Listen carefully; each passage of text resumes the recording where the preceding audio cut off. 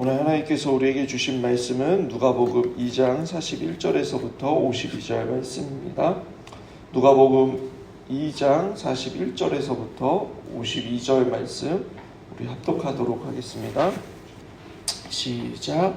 그의 부모가 해마다 유월절이 되면 예루살렘으로 가더니 예수께서 12살이 되었을 때에 그들이 이 절기의 관례를 따라 올라갔다가 그 날을 마치고 돌아갈 때에 아이 예수는 예루살렘에 머무셨더라.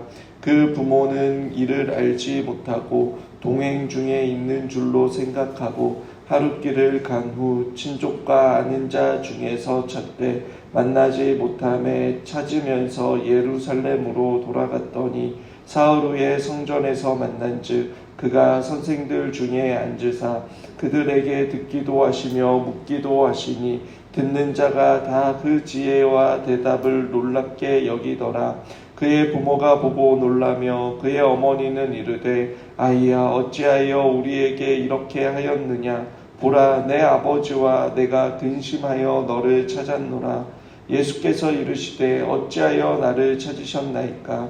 내가 내 아버지 집에 있어야 될 줄을 알지 못하셨나이까 하시니 그 부모가 그가 하신 말씀을 깨닫지 못하더라. 예수께서 함께 내려가사 나사렛에 이르러 순종하여 반드시더라. 그 어머니는 이 모든 말을 마음에 두니 예수는 지혜와 키가 자라가며 하나님과 사람에게 더욱 사랑스러워 가시더라. 아멘. 오늘 본문은 사복음서 중에 유일하게 예수님의 소년 시절에 대한 내용을 기록하고 있습니다. 다른 복음서 기자들은 예수님의 소년 시절을 기록하지 않은 이유는 아마도 그것을 그들이 직접 목격한 일이 아니었기 때문일 것입니다. 그러나 의사요, 역사가였던 누가는 치밀한 역사적 탐구를 통해 다른 복음서 저자들이 기록하고 있지 않는 내용을 기록하고 있습니다. 오늘 본문은 예수님의 유일한 소년 시절의 기사라 주목받기에 충분하지만 그보다 예수님이 누구이신지 분명히 밝혀주고 있습니다. 예수님은 어느 날 십자가를 지시기 위해 호련히 성인으로 나타나신 것이 아니라 아기로 오셨고 평범한 부모의 양육을 받으며 그렇게 30년을 보내신 분이십니다. 오늘 본문은 예수님께서 12살이 되었을 때에 유월절에 있었던 사건을 기록하고 있습니다. 41절을 보시면 요셉과 마리아는 매해 유월절이 되면 유대교 전통에 따라 예루살렘 성전으로 와서 유월절을 지켰습니다. 그들은 신앙의 의무를 잘 지키는 그러한 경건한 사람들이었습니다. 여러분들도 아시다시피 요셉의 직업은 목수였다라고 하지만 정확하게는 일용직 노동자였습니다. 넉넉하지 않은 형편에 매해 많은 경비와 여러 날에 걸쳐 생업을 포기하면서까지 유월절을 지킨다라는 것은 그들이 경건한 사람들이었다라는 것을 말해주고 있는 것입니다.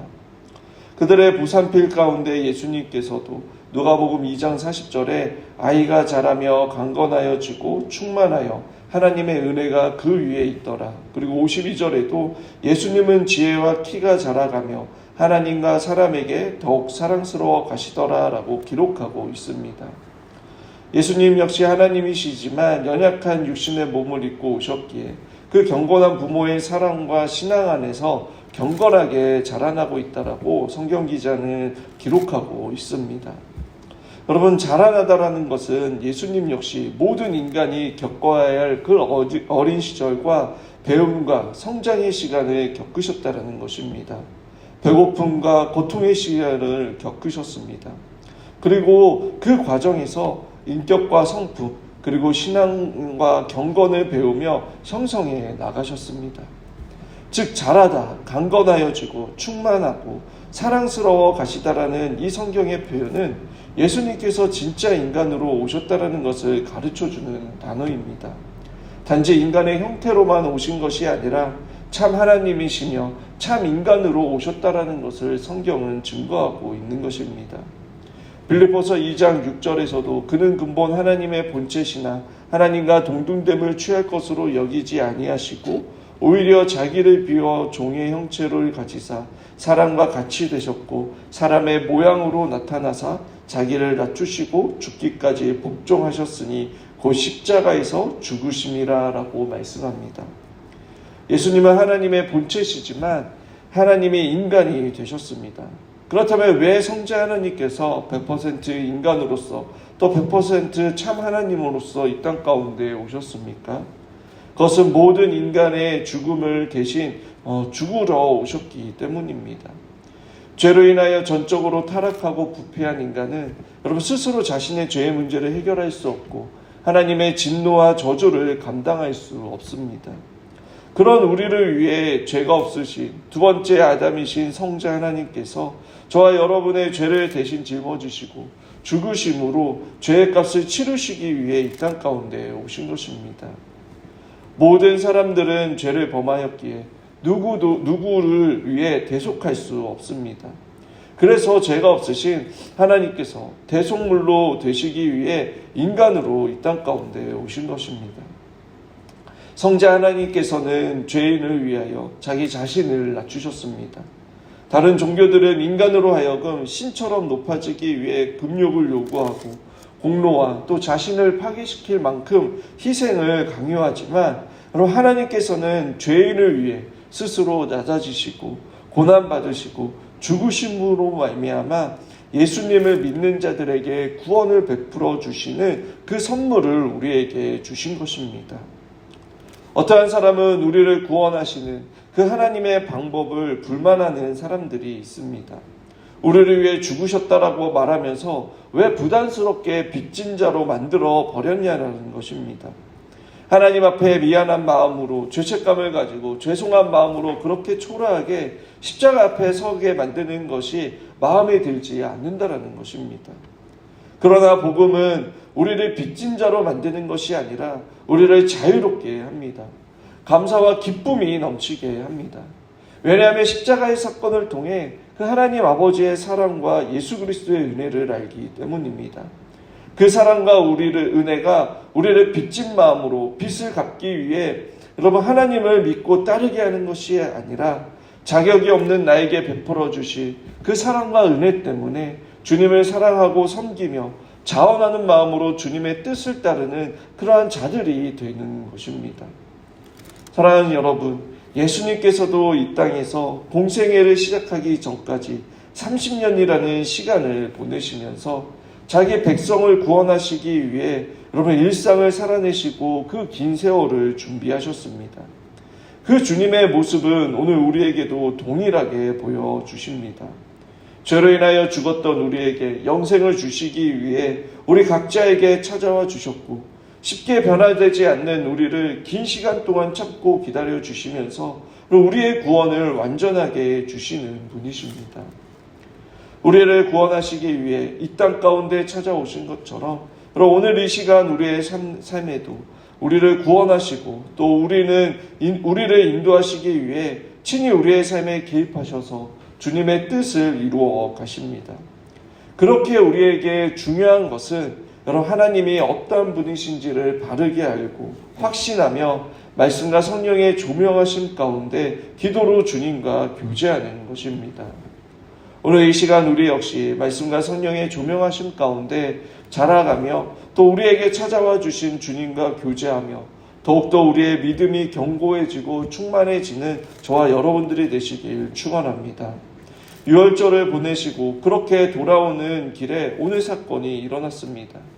예수님께서 사셨던 그 갈릴리에서 여러분 예루살렘까지는 직선으로 약 100km입니다. 하지만 사마리아를 우회한다면 여러분 그보다 훨씬 더 먼 거리여서 넉넉히 4일에서 5일 정도 걸린다고 합니다. 그런데 언제 어디에서 어떠한 위험을 만날지 모르기에 여러분 적게는 몇십 명 또 많게는 몇백 명이 함께 순례길을 떠났습니다. 정상적인 경건한 유대인이라면 여러분 유월절을 지켰기 때문에 같이 움직이는 사람들 중에 친족도 있었고 또 혈연관계는 아니지만 먼 길을 함께할 만큼 그렇게 동독한 유대관계를 유지하고 있었던 사람들이 함께 순례의 길을 떠났습니다.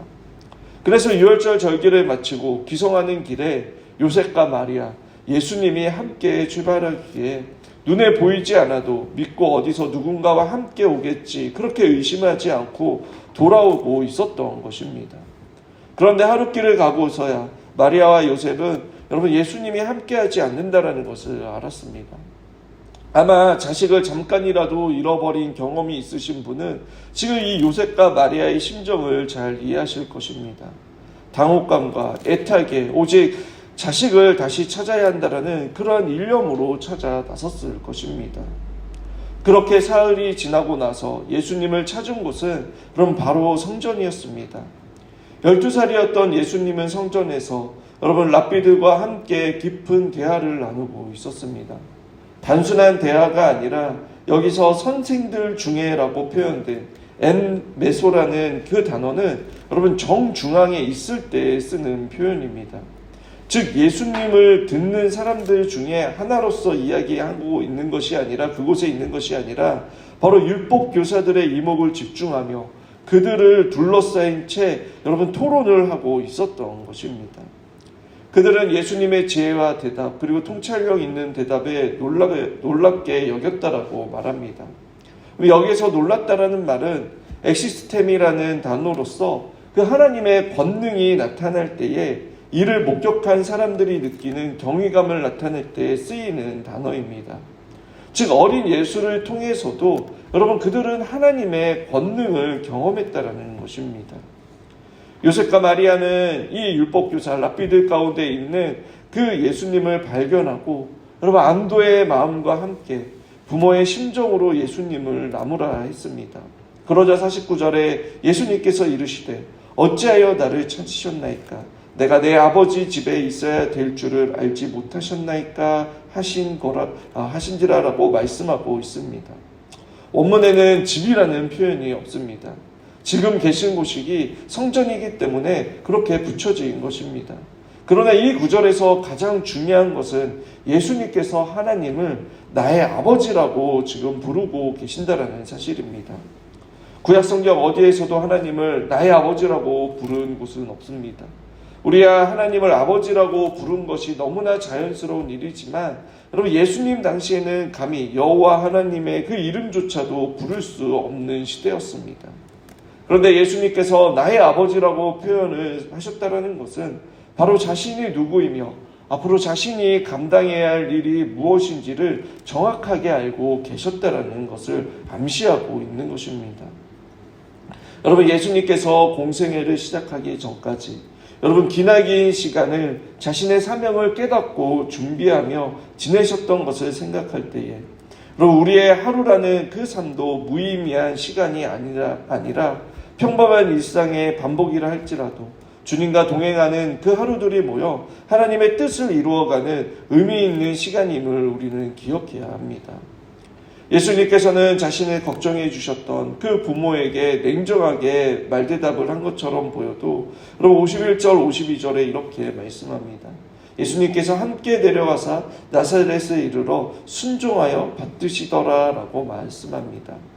다시 일상으로 돌아와 하루하루 삶에서부터 하나님께서 주신 그 계명, 내 부모를 공경하라는 그 말씀조차도 지키실 만큼 그렇게 하나님의 말씀에 온전히 순종하며 하나님의 뜻을 온전히 이루는 그러한 삶을 살아가셨다라고 말씀하고 있습니다. 이 땅에 오신 예수님께서도 여러분 분명한 목적을 가지고 이 땅 가운데 오셨습니다. 자기 백성을 그들의 죄에서 구원해 주시기 위해 십자가에 죽으시기 위해 이 땅 가운데 오셨습니다. 비록 십자가에서 죽으시고 고난받으시기 위해 이 땅 가운데 오셨지만 자신의 죽음으로 하나님의 뜻을 이루며 우리를 구원해 주시기 위해 성경은 기쁜 마음으로 자원하여 죽으셨다라고 기록하고 있습니다. 그래서 윤동주 시의 십자가에서 여러분 주님을 괴로웠던 사나이, 행복한 예수 그리스도라고 표현한 것 같습니다. 오늘 본문 이후로 여러분 18년 동안 예수님께서는 어떠한 삶을 사셨는지 복음서에는 기록하고 있진 않지만 이 마지막 구절에서 예수님께서 철저히 하나님의 말씀에 순종하시며 자신에게 주어진 사명을 깊이 깨닫고 그 대가족의 맏아들로서 부모를 도와 가족들을 돌보며 그렇게 인생이라는 삶의 무게를 우리와 똑같이 짊어지며 하루하루를 사셨던 것입니다. 그러한 예수님을 히브리서 기자는 여러분 우리의 대제사장으로서 우리의 연약함을 동정하지 못하실 리가 아니요 모든 일에 우리와 똑같이 시험을 받으신 이로되 죄가 없으시고 우리를 긍휼히 여기시고 때를 따라 도우시는 은혜를 베푸시는 분이다라고 말씀하고 있습니다. 그러면서 우리에게 요구하시는 것은 바로 은혜의 보좌 앞에 담대히 나아갈 것을 말씀하고 있습니다. 하나님의 사랑과 예수 그리스도의 은혜와 성령님의 교통하심을 통해 복음을 확실히 깨닫고 신뢰함으로 믿음을 가지며 주님 앞에 나아오기를 원하시는 것입니다. 정말 내가 생각할 때에 끔찍한 죄를 저질러서 또는 나 스스로 용서가 되지 않고 다른 사람들에 대한 가득 찬 분노와 원망 그리고 미움이 가득한 상태여도 그리고 아무런 일이 없는 그러한 평범한 하루였어도 여러분 은혜의 보좌 앞에 담대히 나오라라고 말씀하십니다. 그래서 나를 창조하시고 나를 구원하신 하나님께서 오늘도 나의 삶에 찾아오시고 개입하셔서 끝까지 나와 함께 하시며 나를 더욱더 거룩한 하나님의 자녀로 빚어가신다라고 말씀하고 있습니다. 사랑하는 여러분, 하나님이신 예수님께서도 인생의 무게를 경험하시고 오랜 시간 동안 자신의 사역을 위해 준비하시고 그렇게 하루하루 인생의 무게 속에서 하나님 아버지와 함께 동행하며 사셨습니다. 그 가운데 고난을 배우셨고 또 지혜와 통찰력을 가지며 자라가셨습니다. 하나님이신 예수님께서도 여러분 이러한 시간이 필요했다면 우리 역시 동일하게 그 시간이 필요하지 않겠습니까? 우리가 믿는 하나님은 여러분 멀리 계셔서 어떻게 우리가 하나 지켜보시는 하나님이 아니십니다. 우리의 상황과 형편을 모두 경험하시고 누구보다 지금 나의 상황과 형편을 잘 아시는 분이십니다. 우리 역시 한두 번의 실패와 좌절을 통해 실망하지 않고 그럼 삶의 여러 가지 고민과 걱정 또 여러 가지 문제들이 보이고 발생할 때에 주님 앞에서 긴 호흡을 한번 내쉬고 멀리 내다보며 그럼 주님께서 주시는 그 말씀과 지혜를 통해 고칠 것은 고치고 또 마땅히 버릴 것은 버리며 주님과 더욱더 가까워짐으로 성령의 인도하심을 받는 저와 여러분들이 되시길 바랍니다. 그래서 우리에게 맡겨주실 그 분명한 사명을 깨달으며 우리를 통하여서 주님의 몸된 교회와 또 가정과 또 우리의 일터가 하나님의 나라가 세워지는 그러한 놀라운 성령의 역사를 체험하는 저와 여러분들이 되시길 주님의 이름으로 축원합니다.